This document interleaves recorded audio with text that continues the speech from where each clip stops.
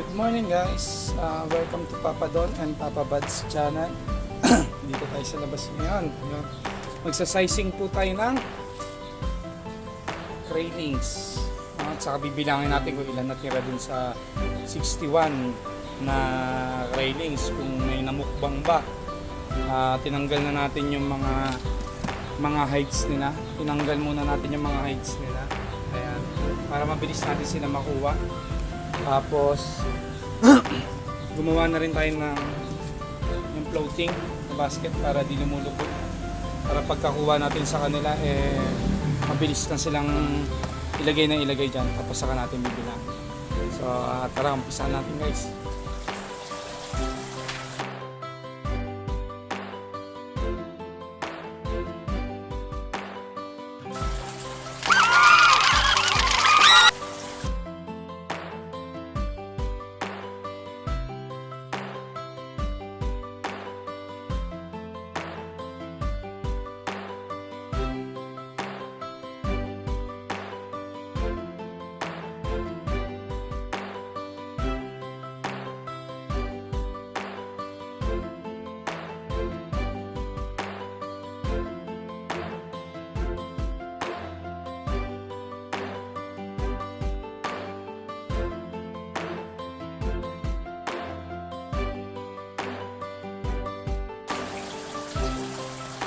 Ito na sila lahat guys.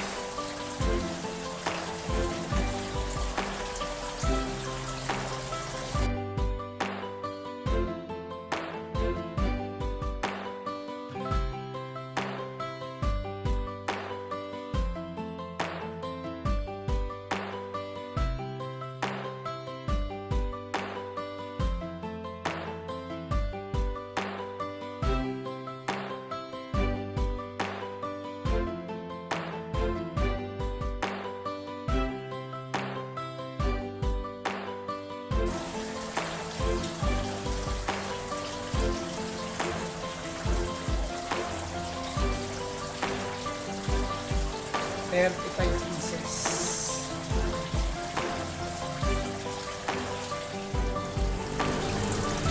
Guys, grabe. Namukbang to na nagmold to. Ay nagmolting to. Nagmold. Namukbang siya. Namukbang siya guys.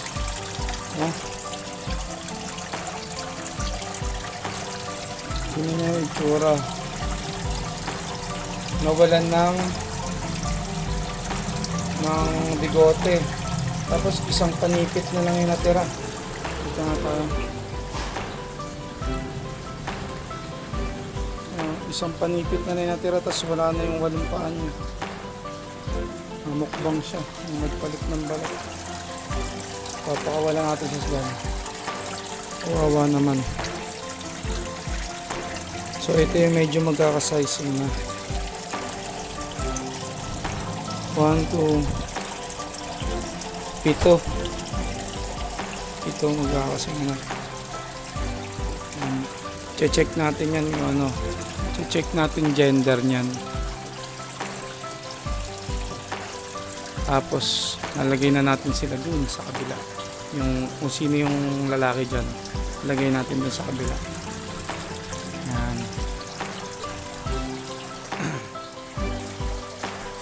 Kinuha ko yung female ko dun.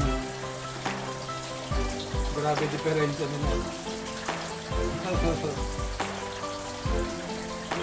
Grabe diferensya naman.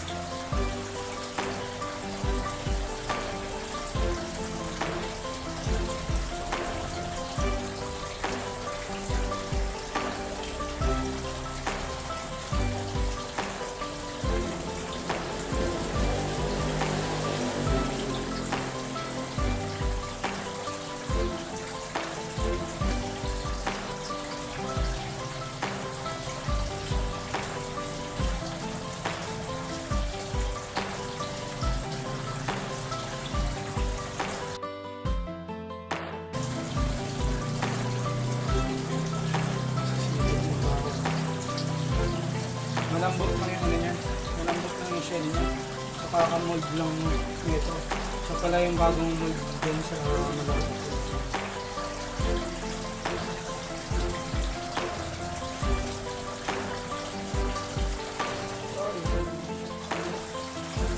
Guys, dahil sobrang liit nila, gagamit tayo ng ng ganito.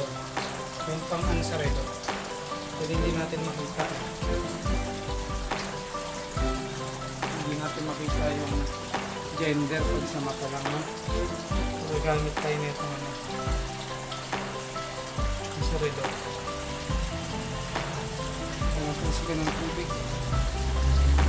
Relo.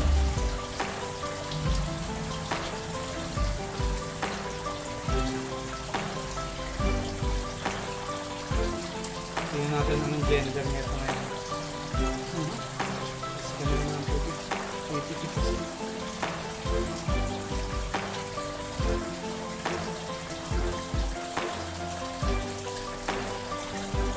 Oh, ito.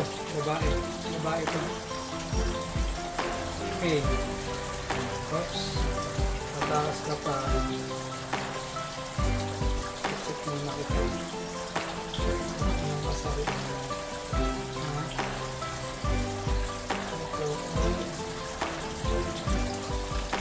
Female din.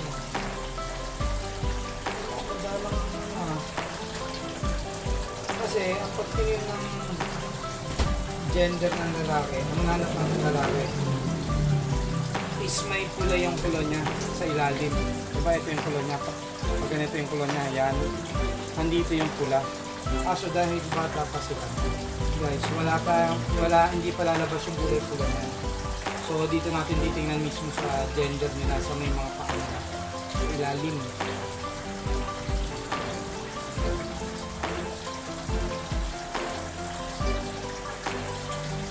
Doon sa tiyan nila, sa belly nila.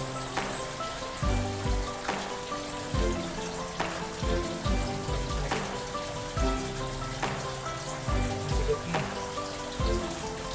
Bigot.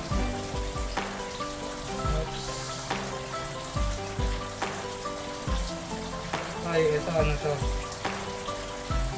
Ito ay male. Nakita na tayo ng isang male. Ito po male. Male lang isa niyan. Wala ko din. Hindi na walang male din. Ang male na isa niyan. Kaso maliit kaya bakit hindi pa natin lagay doon.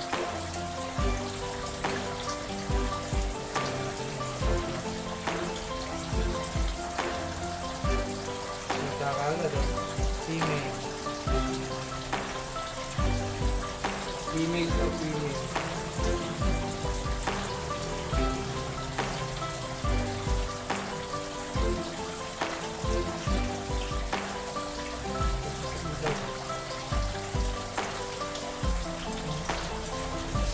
Nabasahan niya yan. Nabasahan niya lente.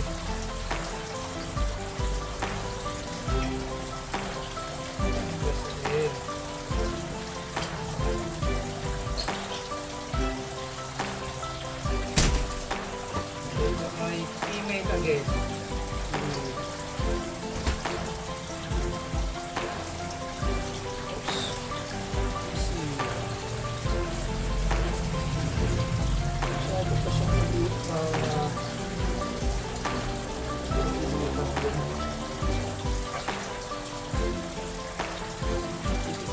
Sa chambahan ko lang, hindi ko pa sinisipat. Feeling ko male ko.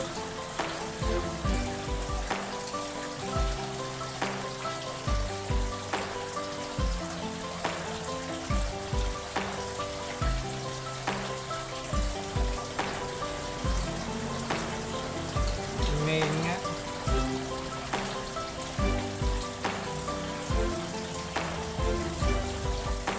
Male to. Nakadalawa na tayong male. Male and male. Pero tayo lalagay ko na ba doon? Ayan. Lagay na natin yung dalawa dito. Para mabilis lumaki. Guys, set up na natin yung babalik na natin yung mga hides saka yung kangkong. Grabe yung ano, grabe yung dami ng gapi. Ang dami na nila dyan, grabe. Galing lang yan sa previous ko. Ayan o, ang dami. So kapag makakapag-release na tayo ng dami o. Siguro may kita na yan.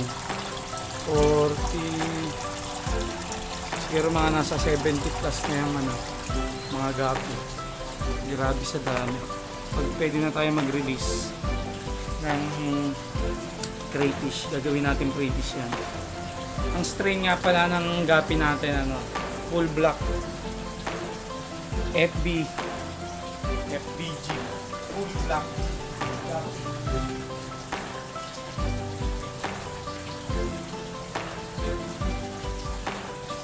Solid na natin yung mga hides nila.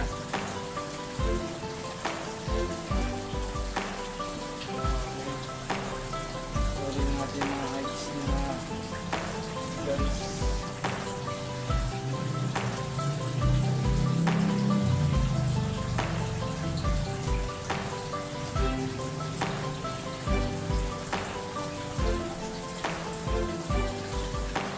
Yan, excuse me.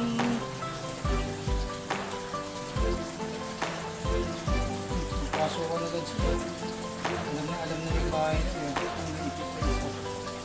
Sabi pa kasi naayos ko na eh. Ayan.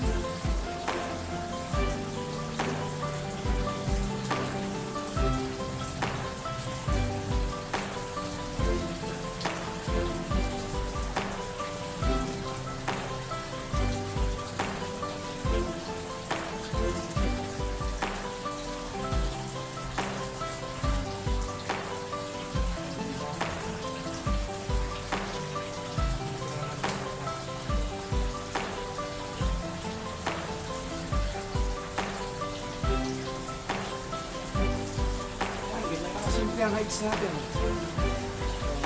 Bali total ng crayfish natin, ng quailings natin is ano yan, 35. Nilipat natin yung dalawang male dun sa malaking female. Doon na natin sila palakihin.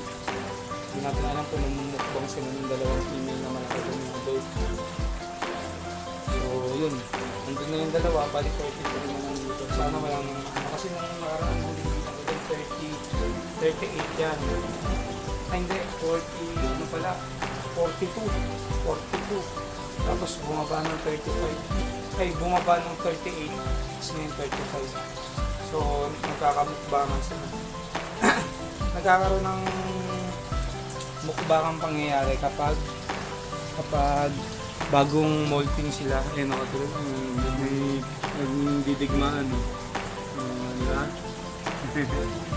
Yan, katulad ng isa, di ba kanina nakita nyo naman, kaka-molting lang nun, kaya amukbang siya, isang sipit na lang natira. Nasaan na ba siya? Ah, ito.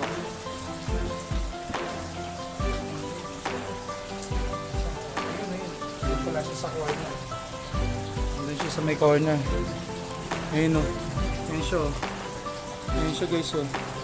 Makakasurvive naman yan basta wag lang siya makakain. Makakasurvive yan, marami namang hides dun. So ayun, nag-aaway pa rin dalawa. Naglalaro pa rin oh. Mas malaki ako, mas malakas ako. Dahil sila, nagre-wrestling. Yan. Yan. Yan. So mabubuli yung isang craylings kapag bagong palit ng balat, bagong molting lang sila. Yun. Hindi sila mamumukbang.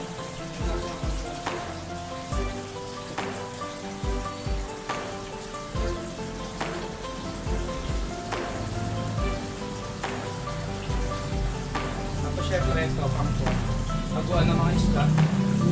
Kasi masyadong malakas yung flow ng ano natin, ng submersible pump.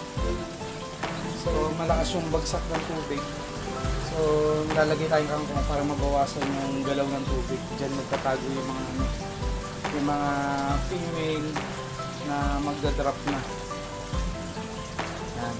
So Hanggang dito na lang siguro guys. Tapos ito, nandito yung mga adult natin. Ano. Ayan ang isa, dalawa. Ayun o. Yung isa malaki. Ito. Tapos nandiyan yung maliit. Yun. Kung kita nyo, nagre-reflect sa ano. Basta nandiyan na yung dalawa. So, dito, yung railings natin, 33. Tapos dito, dalawa. Tapos yung dalawang adult na crayfish. Okay. Ayan na. So ito ang update natin. Dito dalawang railings na lalaki saka dalawang adult na female na crayfish. So ayan. Tingnan po. Thank you guys. Hanggang dito na lang.